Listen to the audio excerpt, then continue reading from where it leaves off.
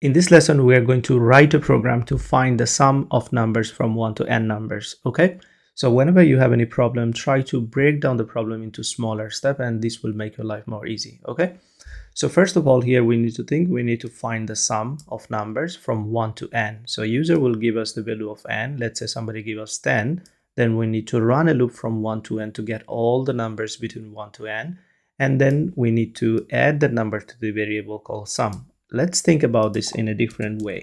Here I'm going to write down the problem into a different way. Let's say if someone gives us the value of n equal 5, okay? In this case, the program will look like 1 plus, because we need to start from 1 as instructed, and we need to increment by 1. So it's going to look like something this, and we need to find the total of this one. Let's say in this case, it will be 15.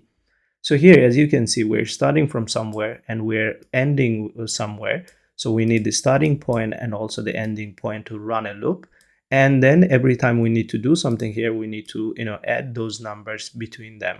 So let's start. First of all, we are going to take the variable called n here, just to take the last number. And then let's continue. Here we are going to ask the user to give us the last value. So enter the last number, or enter the nth number, whatever you want to instruct the user here, doesn't matter. And then we are going to use scanf here. All right, try to focus in this program really well, because if you can understand this program, you will be able to solve many problems related to series. Okay, so let's get the user input here inside the variable n. Now that we have the last number, we can run our loop from starting to the ending point. Okay, so here we will run a for loop. Again, you can use any loop, doesn't matter. And here we are going to declare a variable called I to run the loop, and we are going to start from 1. This loop will run until the last number. That's why we're using less than equal n, and every time we're going to increment by 1. So here now we should have all the number from from 1 to n. So here I'm going to print first of all of them, and then I'm going to use a new line for sure, and let's use I. So I just want to see whether the loop is generating the number from 1 to n. This is my simple task that I want to do. So as I said, whenever you have a problem, something bigger, just break down the problem into smaller steps and test it out every time, so that in the end of a large program you don't see many things wrong. Okay, so here let me run here and let's see what's the output is going to look like. So I'm going to give the nth number, which is going to be 5, and I can see it's printing 1 2 3 4 5, but I want to print them sideways, something like this. So in this case, I'm going to take out the new line from here and just giving some space there. So let me compile and run again, and this time if I give 5, it should print them side by side. That's good. So far so good.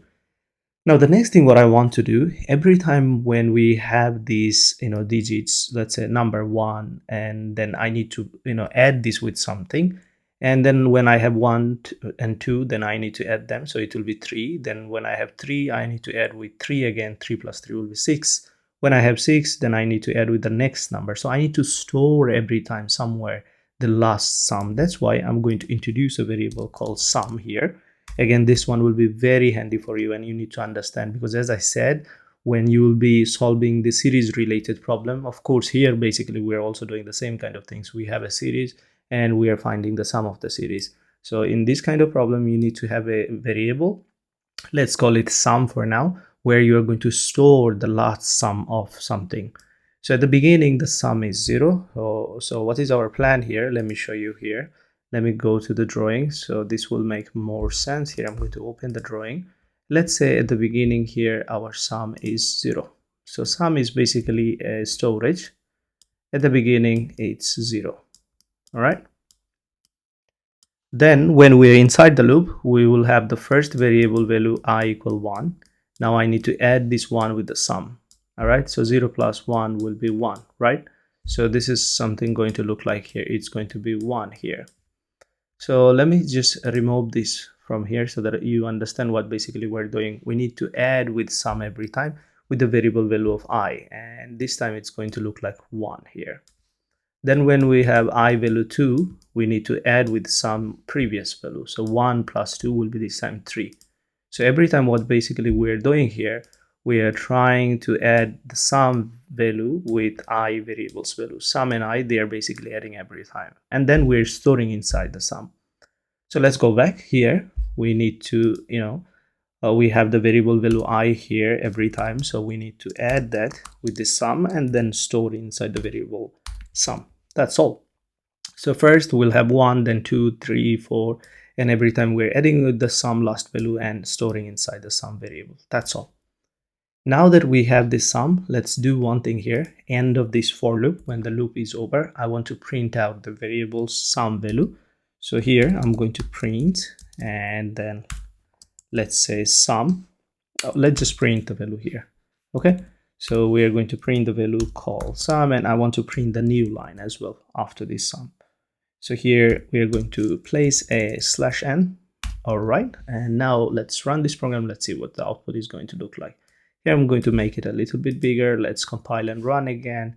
But before that, I wanted to clear it. So let me just clear a bit. Okay, let's run it again. It is asking us to give the last number. Here I'm going to give 5 and then press enter. You can see here all the value from 1 to 5, and it shows the sum of their numbers. Now that everything is working fine, let's make it more beautiful here. I want to print 1 plus, then 2 plus, something like this. So how can you do that here? Even before that, I want to, just put an assignment operator here, or the equal operator, so that it looks better. So if I run this program again, you will see the output. Here I'll give 5 one more time, and there you go. You can see 1, 2, 3, 4, 5 equal 15. But I want to show plus operator in between them. So the plus will be after 1, or let's say before 2, before 3, before 4, before 5, but not in the first one. Okay. So in this case, we can say something like this. We want to show the plus operator. We want to show the plus operator again here when the variable value I is greater than 1. So only we want to skip the first one. Again, try to understand where you want to show the plus operator. You don't want to show the plus operator front of 1, but you want to show the plus operator front of 2, 3, 4, or rest of the things that we have. So only if the value of I is greater than 1, then show the plus operator. So here in this condition, when the variable value I is 1, 1 greater than 1, it's not going to work. So we are not going to come inside. But for value 2, 3, 4 will come inside. And in this case, we want to print the plus operator here. Just to make things beautiful, that's all, nothing bigger, because we already have done our task, which was just to find the sum of numbers. Okay, here let's run this program and let's see what the output is going to look like this time. Okay, and here I'm going to compile and run again one more time. This time I'm going to give 6, and there you go. We have 1 plus 2 plus 3 plus 4 plus 5 plus 6. That's good, but there is too much space, right? So what we can do here, we can add some space there, and reduce the space, or take out the space from here. Okay, now I will try one more time this one, and let's see whether it does work as the way I want. So here I'm going to give 5, and I can see 1 plus 3 plus 4 plus 5, it's working fine. I can leave some space there as well, so the things will look more beautiful. Now you can make this program more useful many ways. Okay, you can take the starting point from the user as well, but I will not go to that part for now. You can utilize this program many ways. Let me give you one more example. Let's say here you want the series for something like this. Let's say somebody is giving the last value. So I will take the last value, but the series should look like this. 2 plus 4 plus 6 plus 8 plus 10, something like this. Okay, and it will go until the last number, ... n, something like this. Let me just put it like this. So whenever you have a series, it's pretty simple things. Nothing is difficult, because you already have the basic of all the series problem actually in this program. So you need to know where you are starting, and then you need to know the ending number, and then you need to know what is the difference between them. So there are 3 important things for any series program. So first of all, you need to start here. Let's change this program a bit. You have the starting point 2. So here basically I'm going to put 2. You need to know the end number, and that's something we are already using. Then you need to know the difference between them. So this time the difference is 2, therefore we're going to say I equal I plus 2. That's all, and the problem is solved. Now we can run this program, and let's see whether it does work. Here I'm going to run it. This time I'm going to give the last number, let's say 10. So it will be 2 plus 4 plus 6 plus 8 plus 10. Everything is working except the plus operator is there, and you want to skip it for the first time. So in this case, you can do it in many ways. Of course, there is many solution of a problem. In this case or future cases, we can use a flag to just print the plus or not. So we just need to know the first one to be skipped. So we want to tell the program only the first one to skip, and for rest of them, it can print plus. So in this case, what we can do here, we can create a variable. This time we're going to say first equal 1. So this is basically a flag variable that we are going to use to tell that this is the first time we are coming inside, okay? So first equal 1, and here basically this time we will say if first equal 1. So here I'm going to use, or there are different ways, as I said. Let's use something different. Let's say if I put first here, what will happen this time? So first equal 1, which is true. So this means if true, it will print. So it will be true always in this case, and it will always print the plus. But only for the first time, I do not want to print. And that's why I can say here, not first. Now what will happen when we come inside for the first time? It's going to be like this. We have 1 is true, of course, and then not true, that means false. So for the first time, it's not going inside. But for rest of them, rest of the time, I want to make sure that we are coming inside. And that's why we can say first equal 0. Now that should be all. Here you can use any name, it's up to you. And now this time what will happen? Every time when we'll go back to the update part, we are saying first is 0. That means false.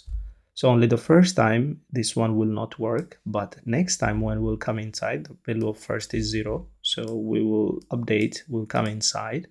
0 means false, not false means true. That means it's going to work. It will come and print plus. So this is how it's going to work every time. Now let me run and let me show you that whether it's working or not. Here I'm going to run this program. This time I'm going to give, let's say, 6, and it's going to work perfectly. You can see 2 plus 4 plus 6 equals 12. Now you can play with this program. You can create any series for addition. So here, let's say I'm going to give one more example. This time we're going to start from, let's say, 1, and the difference is going to be 3 between them here. So 1 plus 4 plus 7, and then we have 10. We can continue like this, okay? So can you solve this problem? I'm sure you can, because now you have understood how you should start. Always you need to know where you are starting. So the starting point is 1. Where is the ending? Of course, in our case, it's the last number, which is n. But if somebody gives here 20, you need to give 20 here. Then what are the differences between each number? It's going to be 3 this time. So I'll put I plus 3. That's all. Now we can run this program and test this one out. Here we're going to run. And let's say the last value is 20. So now we have 1 plus 4 plus 7 plus up to 19, because 20 is not there anyway. So it shows the total of this entire series. And hopefully you got the concept here, how basically we are finding the addition of series.